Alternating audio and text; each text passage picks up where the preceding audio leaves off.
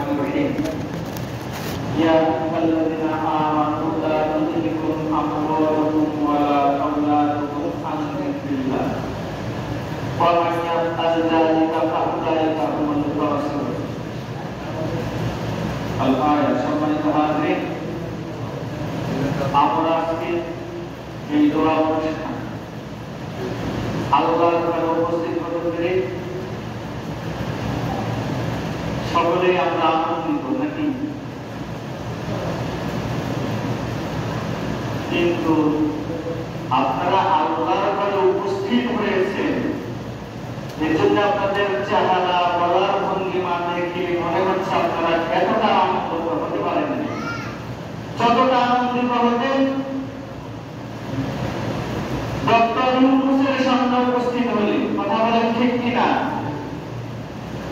যতটা আনন্দিত হতেন মমতাজের সামনে উপস্থিত হলে, কিন্তু আল্লাহর ঘরে উপস্থিত হয়েছেন মুখ খুলে বলতেও পারছেন না আপনারা আনন্দিত ভিতরে সমস্যা আছে।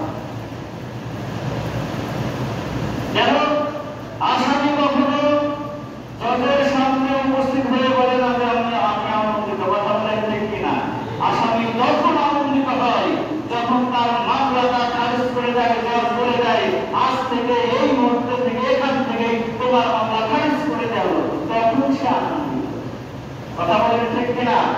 আপনারা এখন আনন্দিত হতে পারেননি কারণ আল্লাহর ঘরে আল্লাহর সামনে উপস্থিত হওয়ার জন্য উপস্থিত হয়েছেন, তার মুখ দিয়ে বলতে পারছেন না যে আমরা আনন্দিত। যাই হোক, আল্লাহ যে আমাদেরকে এখানে উপস্থিত করেছেন যার জন্য শুকরিয়া আদায় করি। অসংখ্য মানুষ আছে গ্রামে উপস্থিত হতে পারে না, আবার অসংখ্য জনের আসার ইচ্ছা আছে এখনো পৌঁছাতে পারেনি, যার জন্য একবার শুকরিয়া আদায় করেন বলেন আলহামদুলিল্লাহ।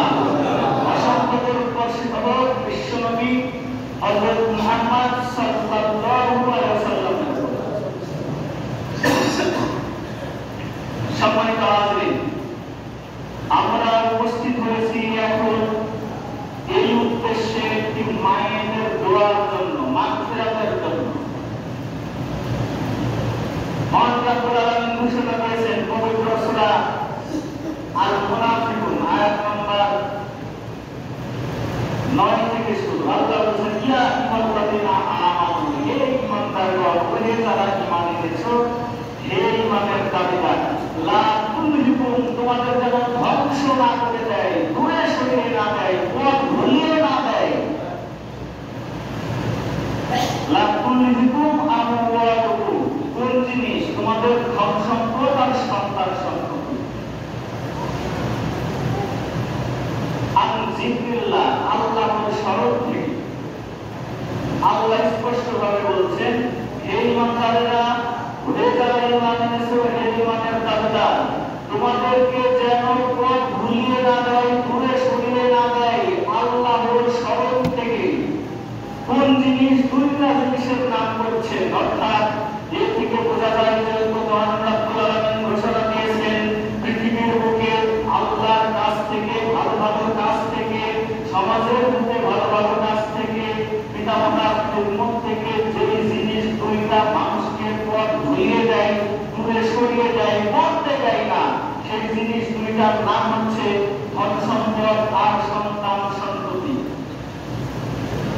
এই ধন সম্পদ আর সন্তান সন্ততি আপনাকে মসজিদে আসতে বাধা দেবে, মানুষের উপকারে যেতে বাধা দেবে, আপনি একজনকে হাসপাতালে নিয়ে যাবেন রোগীকে, সেখানে যেতে বাধা দেবে, আপনি অন্যের উপকার করতে যাবেন, আপনার স্ত্রী বাধা দেবে। কথা বলেন ঠিক কিনা? তাই ওরা একবারে নাম করে ঘোষণাই দিয়ে দিয়েছেন যে এই দুইটা জিনিস থেকে তোমরা সতর্ক থাকবা।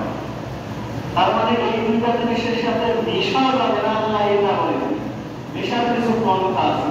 ধন সম্পদ, সন্তান সন্ততি, আল্লাহর স্মরণ থেকে আপনাকে কিভাবে দূরে সরিয়ে রাখবেন। ধন সম্পদ আর সন্তান সন্ততি, আপনি যে ব্যবসা করছেন ওই ব্যবসা করতে করতে হঠাৎ করে মসজিদে আজান হয়ে যায়, আপনি চিন্তা করছেন এই মালটুকু বিক্রি করে তারপরে যাবো অথবা হিসাবটুকু সেরে তারপরে যাবো, এমন একটা সময় উপস্থিত হচ্ছে, মনে দেখে মনে হচ্ছে জামাতটা শেষ হওয়া বা অথবা মসজিদে ঢুকেছেন আর সালামটা ফিরিয়ে দিয়েছে, আপনি জামাতটা পেলেন না।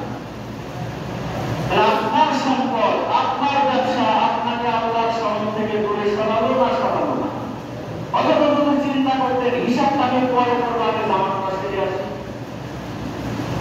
আপনি প্রতিদিনই একটা দোকান চালান, এটা আপনি দোকান যখন দিয়েছেন আপনি মৃত্যু পর্যন্ত সেটা চালাবেন, কিন্তু এর মাঝে আপনার ভাইয়ের অসুখ হবে, আপনার স্ত্রীর অসুখ হবে, সন্তানের অসুখ হবে, পাড়ার প্রতিবেশীর অসুখ হবে। আপনাকে যদি বলা হয় ভাই ওনার কেউ নাই, একটু হাসপাতালে যাও বা ডাক্তারের কাছে নিয়ে যাও, ভাই দোকান ছেড়ে কিভাবে যাও? আসলে তো তাই, দোকান ছেড়ে তুমি কেমনে যাবা? কিন্তু তুমি যদি মারা যাও তখন কবরে দোকান ছেড়ে কেমনে যাবে? একটু চিন্তা করবে। কিন্তু ওইখানে গেলে তুমি যে নেকিটা পাইতে, মারা যাওয়ার সঙ্গে সঙ্গে নেকিটা মুছে যাইতো নাকি? কিন্তু তুমি মারা যাওয়ার সঙ্গে সঙ্গে তুমি উপরে থাকবে ওই ব্যবসার টাকা, ওই দোকান ভাড়া বাড়ি নিয়ে তোমার আত্মীয় স্বজনরা দণ্ড করবে। দোয়া করা তো পরের কথা। তোমার সন্তান সন্ততি, তোমার সন্তান তোমাদের পথ ভুলিয়ে রাখে, নামাজে আসবা ওই সময় তোমার সন্তান কিস লাগবে, আব্বা দোকানে যাবো। সন্তানকে ওরে তুলে নিয়ে এসে চলো মসজিদে চলে আসেন, সমস্যা নাই। মসজিদে এসে জ্বালা, সমস্যা নাই। ছেলেদের ধরে বেড়াক নামাজের সামনে, সমস্যা নাই। আপনার নামাজ তো আপনার কাছে। অসংখ্য ভাইয়ারা এরকম করে, একটা সন্তান যদি জ্বালায় বাইরে কান্না করে, সালাম ফিরানোর আগে অথবা ফিরানো শেষ হলে আগ্রহ ধমক না মেরে এখানে বসবে না, এরকম করা যাবে না। ইমাম হুসেন যখন বিশ্বনবীর সামনে আসতেন, বিশ্বনবী খুতবা থামিয়ে দিয়ে তাকে চুমা খেয়ে সাইডে রেখে আবার খুতবা শুরু করতেন। আবার এরকম আছে, আমার সন্তান প্রাইমারি স্কুলে পড়ে, আর আপনার সন্তানকে চিন্তা করছেন ওখানে পড়া ভালো হয় না, কেজি স্কুলে সকালের মক্তব গেল, কোরআন শিক্ষা দিচ্ছেন না। কেজি স্কুলে আপনি সকালে রেখে তারপরে ব্যবসায় নামাই চাকরিতে যাচ্ছেন, বিকালে এসে আবার কোচিংয়ে নিয়ে যাচ্ছেন। যদি বলে ভাই নামাজ সময়ই নাই। চাকরি, ব্যবসা, সন্তানকে মানুষের মতো মানুষ করার জন্য যেই পেরেশানি, সময় নাই, আল্লাহকে ভুলে আছেন, অথচ বাগানে নিম গাছ লাগাচ্ছেন আর নেকড়ার আশা করছেন। ওই সন্তানের মধ্যে কোরআন ঢুকাচ্ছেন না, জায়গা বেছে, জমি বেছে ওকে লেখাপড়া শিখে ডাক্তার বা ম্যাজিস্ট্রেট বানাচ্ছেন। ও বেটা প্রেম করে বিয়ে করে বসে আছে, আপনি জানেনই না। চাকরির বেতন পাবে ওই মাস থেকেই ভিন্ন। কথা বলেন ঠিক কিনা? এই সন্তানকে মানুষের মতো মানুষ করার জন্য আপনি যে রক্ত ভাঙিয়ে টাকা উপার্জন করেছেন, এই সন্তানকে মানুষের মতো মানুষ করার জন্য, সুশিক্ষিত করার জন্য আপনি কিস্তির উপর টাকা নিয়েছেন, 1 টাকা যে সুদের খাই 36 বার মায়ের সাথে জেনার গুণা তারা করোনায় ওঠে, এই গুণা থেকে এখনো মুক্তই হতে পারেননি। অথচ ওই সন্তান বিয়ে করে বউকে নিয়ে সংসার আলাদা করে খাচ্ছে, ঋণের বোঝা আপনার মাথায় চেপেই বসে আছে, মাঝখান থেকে 10 টাকা 5 টাকা জমে চলে গেছে। কথা বলেন ঠিক কিনা? অথচ ইবাদতটা আপনার জীবন থেকে হারিয়ে গিয়েছে। তাহলে ধন সম্পদ আর সন্তান সন্ততি আল্লাহর স্মরণ থেকে মানুষকে ভুলিয়ে রাখে, দূরে